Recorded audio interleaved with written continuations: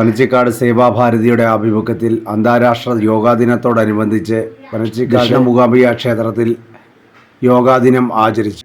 ഈ പരിപാടി ഉദ്ഘാടനം ചെയ്യുന്നതിനായിട്ട് ബഹുമാനപ്പെട്ട പനച്ചിക്കാട് ദക്ഷിണ മൂകാംബിക ദേവസ്വം മാനേജർ ശ്രീ നാരായണ നമ്പൂരി അവർകളെ സാദരം ക്ഷണിച്ചുകൊള്ളുന്നു.